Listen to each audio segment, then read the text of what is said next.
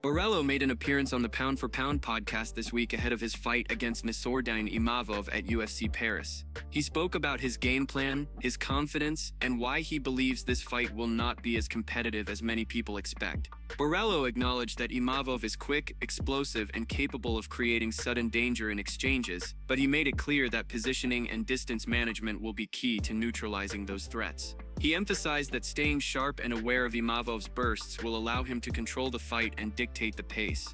Borralho's mindset going into this matchup is focused and determined. He said that the winner of this fight should be the clear #1 contender, with a title shot being the only logical step forward. According to him, there is no reason to wait or stall in the division. He sees himself as one of the biggest prospects right now, riding a long winning streak and entering the prime of his career without injuries. For Borralho, every fight so far has been a showcase of dominance, and he believes this one will be no different. He insists he will once again prove that he is levels above, making the fight less competitive than most are predicting. He also reflected on past performances, pointing out that nobody has done to opponents what he has managed to do. His ability to dominate and shut down his rivals is what he believes sets him apart from the rest of the division. Despite some criticism or doubts, Borralho is certain that this fight will cement his place at the top of the middleweight rankings and leave no question about who deserves the next title shot. Looking beyond UFC Paris, Borralho stated that his vision remains unchanged. Since his very first UFC fight, he has been speaking into existence that he would become champion by the end of 2025. That belief has not wavered, and he remains confident in the timeline he set for himself.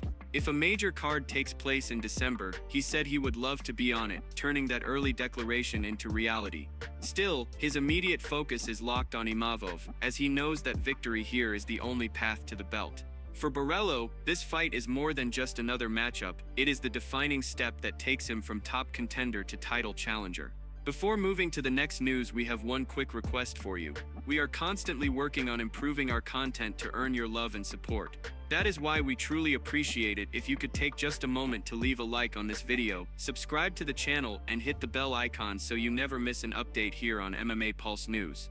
Moving on to another news, Islam Makhachev has been putting in serious work on his striking, and fans are already buzzing about the progress. Recently, Islam posted footage of himself sharpening his stand-up game, looking far more fluid and dangerous than before. With UFC 322 fast approaching, the lightweight king is preparing to move up and challenge JDM for the welterweight title, and he knows that striking will play a crucial role in that matchup. In the training clips, Islam is seen working combinations with precision, moving with purpose, and showing improved timing on his punches. The way he mixes his footwork and angles is noticeably sharper, and his speed seems to have taken a big step forward. For a fighter often recognized for his dominant wrestling and grappling, this striking focus is exactly what many fans and analysts believed he needed to become a true two-division threat. Islam's evolution as a striker hasn't come overnight. Over the past year, he has shown flashes of confidence in his hands, particularly in his fights where he stunned opponents with perfectly timed shots. Now, with the welterweight belt on the line, he is clearly dedicating extra hours to ensure his striking can hold up against one of the most dangerous boxers in the division. JDM's crisp hands, devastating accuracy, and killer finishing ability are no secret, and that is exactly why Islam is pushing his stand-up game to new levels. The footage sparked reactions across the MMA world, with some praising the improvements, while others questioned if it will be enough to deal with JDM's relentless pressure and elite boxing skills.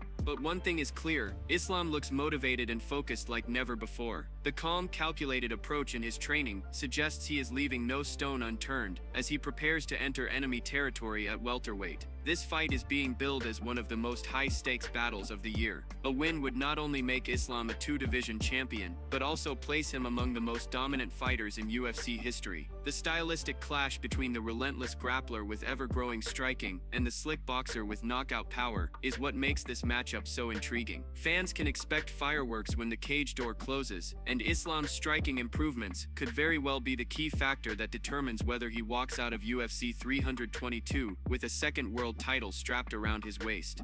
Moving on to another news, Sean Brady has officially called out Belal Muhammad for a rematch at UFC 322, and the timing feels perfect. Brady, who has only one loss on his otherwise strong MMA record, is eager to avenge that setback, which came at the hands of Belal by TKO back at UFC 280 in Abu Dhabi. Since then, Brady has been on a mission to prove himself as one of the division's next big contenders, while Belal continues to hover close to title contention. With both men sitting at the top of the welterweight rankings, this potential rematch carries massive implications for the future of the division. Brady voiced his call-out during an episode of his YouTube show with Joe Pyfer, called The Brady Bag Show. He made it clear that Belal is the fight he wants next, and ideally, he would love for it to happen at Madison Square Garden, a venue that always adds extra weight to a showdown. Brady explained that their backstory makes this fight especially intriguing. Belal already has a win over him, but now with Belal coming off a tough loss and Brady riding strong momentum, the rematch makes more sense than ever. For Brady, the stakes are crystal clear. If Belal wins, it puts him right back in the title picture, proving that he's still among the elite at 170 pounds. But if Brady pulls off the victory, there will be no denying him a title shot after that. He feels that a win over Belal, the current #1 ranked contender, is the final step he needs to secure his chance at UFC Gold. Brady emphasized that this fight is not just about personal redemption, but about cementing his place at the very top of the division. Belal, on the other hand, has his own motivations. Having been so close to a title fight before, a victory over Brady could be the boost he needs to reclaim his status as the division's clear #1 contender. For fans, the clash between these two styles is fascinating. Brady with his relentless grappling and submission game, and Belal with his high pace, durability, and fight IQ.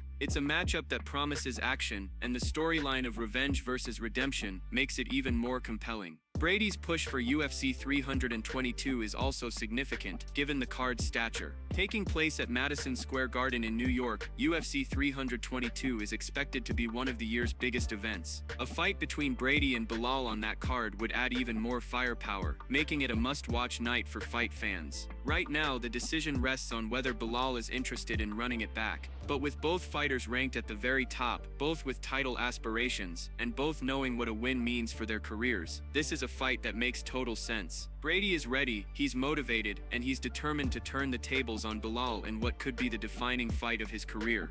Moving on to another news, Ilia might not step inside the octagon again in 2025, despite emerging completely unscathed from his recent victory over Charles Oliveira. According to reports, the reigning lightweight champion could be sidelined until 2026, leaving fans waiting much longer than expected to see El Matador defend his belt. The main reason is tied to family loyalty. Ilia's brother Alexander Topuria has officially been booked for a fight on the UFC Qatar card set for November 22nd, and as Georgian reporter Yorgi Koksvi explained on social media, whenever one of the brothers is in camp, the other takes a step back to support him.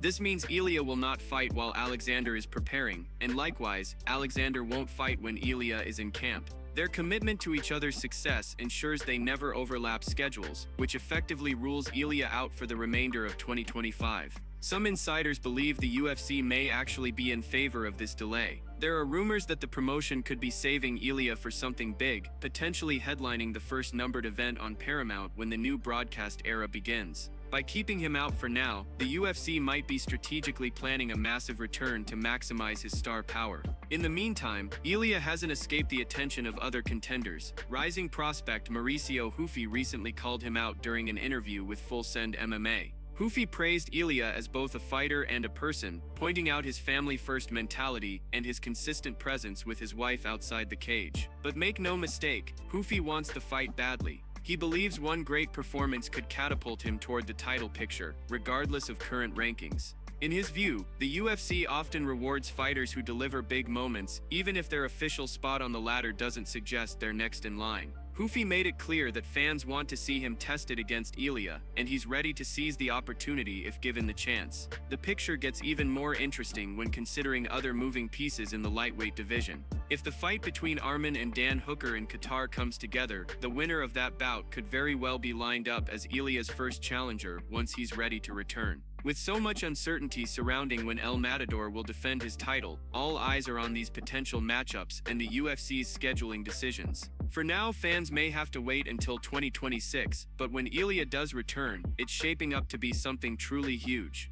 Moving on to another news, a massive lightweight showdown is reportedly in the works as Arman is set to face Dan Hooker in a UFC Fight Night main event later this year. According to reports from Red Corner MMA, the UFC is targeting November 22nd for the matchup, which will take place in Qatar, marking the promotion's very first event in that region. While the UFC has not officially announced the fight just yet, the buzz around this headliner is already huge, with fans eager to see two of the division's most dangerous contenders finally collide. For Arman, this fight represents a highly anticipated return to action after being sidelined earlier this year. He was originally scheduled to fight for the lightweight title against Islam Makhachev at UFC 311, stepping up on short notice in what would have been the biggest opportunity of his career. Unfortunately, a back injury forced him to withdraw, delaying his championship aspirations. Now, UFC CEO Dana White has made it clear that Arman will need at least one more win before getting another title shot, and a victory over Hooker could be the perfect way to re-establish himself as the #1 contender. With recent big wins already on his record against Charles Oliveira and Beneil Dariush, Arman knows this is the type of fight that could solidify his position at the very top of the division. On the other side of the octagon, Dan Hooker is also looking to make a major statement. This will be his first fight since his impressive win over Mateusz Gamrot at UFC 305.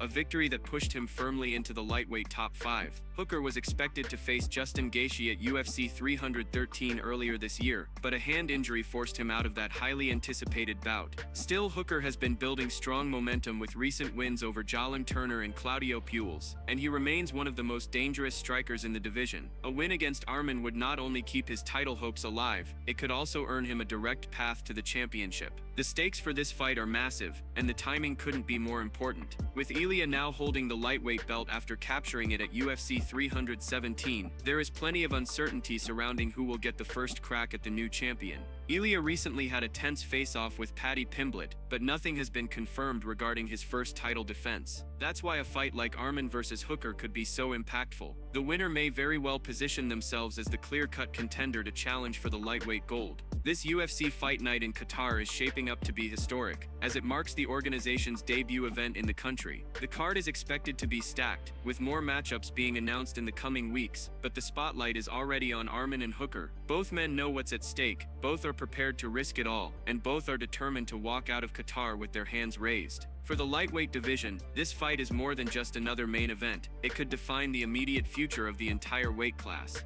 Moving on to another news, Alex Pereira's eventual move to heavyweight appears inevitable. For years, fans and analysts have speculated that the former middleweight and light heavyweight champion would one day test himself in the UFC's biggest division, chasing the rare achievement of holding a third world title. This week, during an appearance on the Ariel Helwani show, Pereira himself finally addressed the topic. He admitted that while he did not consider moving up ahead of his most recent fight, the shift to heavyweight will happen once the cut to 205 becomes too difficult for his body to handle. When asked directly by Helwani if he thought about going up to heavyweight before this fight, Pereira was clear with his response, no. He explained that his full focus was on preparing at light heavyweight, taking time away from competition to train hard, add size and build muscle, all while ensuring he could still make the division's weight limit. He wanted no distractions and no outside speculation while locked in on the challenge at 205. However, Pereira emphasized that he always listens to his body, and when it tells him the time is right, he won't hesitate to move up. For him, this is not about rushing or chasing headlines, it's about longevity, performance, and continuing to compete at the highest level. He knows the weight cut isn't going to get easier as time goes on, and eventually, it will simply make more sense to compete among the heavyweights.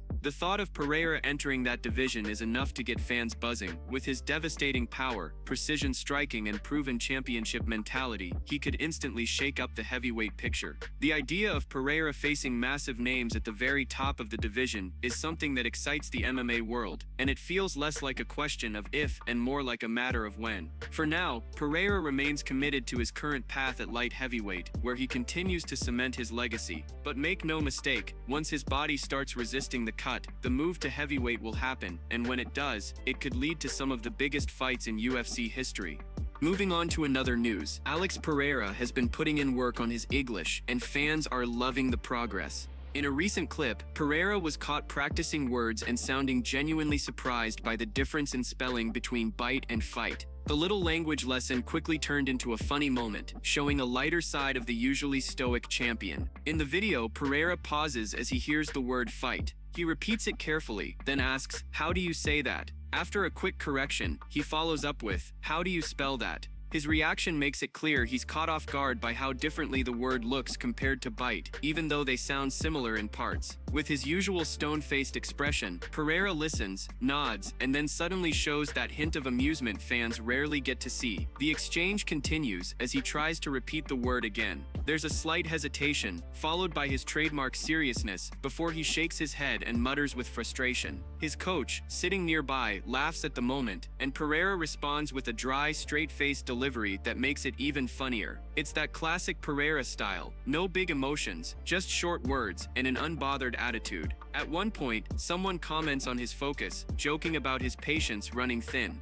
Pereira, without skipping a beat, makes it clear he has no patience for spelling quirks. The delivery instantly had fans in stitches. Even while working on something as simple as English pronunciation, Pereira manages to keep his aura of intimidation intact while still giving fans an unexpected laugh. This moment highlights why Pereira continues to connect with people outside the octagon. His fighting skills make him a beast, but it's these glimpses of personality that make him unforgettable.